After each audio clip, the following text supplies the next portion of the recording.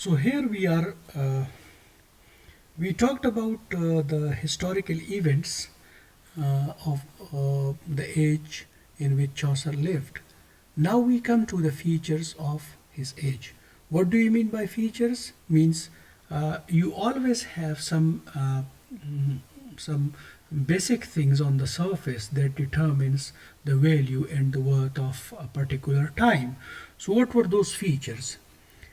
One feature was that it was an age in which learning was becoming important. And this has a relation with the arrival of French people, which gave ascendancy to French language. So people started believing in the need to learn French language. And then we also had a discussion in which we had said that Latin was the language of religion, like it symbolized religious scholarship. So, with each passing year, people in the English society realized the importance of learning. And when they realized the importance of learning, they were thinking in terms of mastering fields of human activity like sciences and then arts and of course languages, because these French was the breadwinner, and then Latin was the language of scholarship really. So if you want to become religiously important or politically important, you need to have an understanding of the two languages. So generally speaking, in England, this the era of learning had started.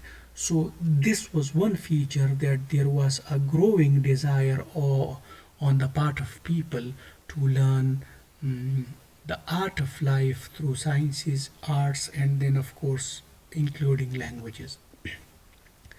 Another feature of this age was nationalism. Now, when we say nationalism, you know that it is your association with your own country, with your own people. You take pride in who you are, where you live, what is your country, and then, of course, you do not hate others, but you differentiate yourself from them on the basis of your nationality and on the basis of your origin. Now, if you think that how can this nationalism be associated with some historical events here, I would associate it with several of these events, but let's talk about the Hundred Years' War. If you are fighting with me, it means we are two different beings. You have your own interest and I have my own interest. And that clash of interest is going to create problems between you and me.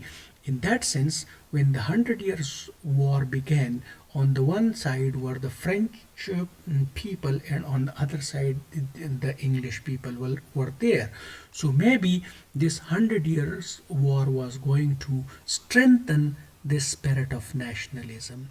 And normally, it is very much relevant in our contemporary society. We know that if nations fight between and among themselves, they have this spirit. Now, this nationalism may be at a country level, or it even may be at a provincial level, or even some ethnic minorities may also have this spirit of nationalism against those who are in majority, or against those whom they believe that are the reason and cause of their problems. So nationalism was growing, and the Years' War made clearly laid down line between the French and the English people. So in a sense, the Hundred Years' War, it was not a good thing, but it had some unintended positive consequences. And one such consequence was the, the birth and the rebirth of nationalism in the English people. Then, of course, when you talk about the Black Death, it can also have some relation, because this plague was not originated in Europe. It had its links with China and some other Asian countries. So it can also be somehow linked with the spirit of nationalism in the English people. Then another important characteristic of this age was transition from medieval to modernism. Now, what do we mean by this medieval to modernism?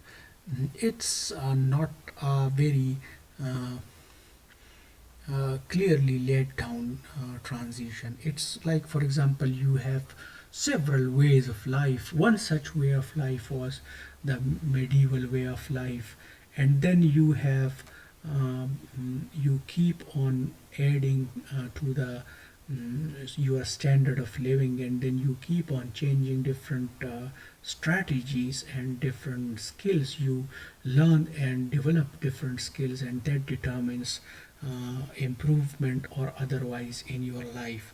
So modernism basically refers to the arrival of Renaissance, which was age of learning, and then of course commercialization and industrialization. So this was a slow and gradual process that had already begun in the medieval times or in the Middle Ages. So one feature was transition from medieval to modernism. And another characteristic was the expanding prose and poetry. What do we mean when we say expanding prose and poetry? We mean that the English people had, if this learning is taking place, it means you are learning things. And if you are learning things, you are getting exposed to different things. Now, again, I am using things, not things, but different societies, different cultures, different literatures, and this is how you say that you are learning. So learning is basically adding to diversity in life, and this diversity is because of your exposure to different religions, cultures, literatures, people, languages. So you know that we have a discussion with regard to medieval times and then Latin and French. And of course, if you learn French or Latin, then you will be reading and learning about the French and Latin writers, their contribution, whatever they have contributed in different fields of life. So, in a sense, when you learn, you expand your horizon, and this also applies to prose and poetry. So in a sense, when we say prose and poetry, we mean expanding literature. Means people started focusing and contributing in the field of literature um, in different forms. Either you become a writer, you write something, or even you can become a reader. And if you become a reader, you get a chance to learn from that experience. So this is going to expand the scope of literature and your literary mindset in society. And then this London dialect was on the rise, means that London dialect was of course related to the dialects of English language.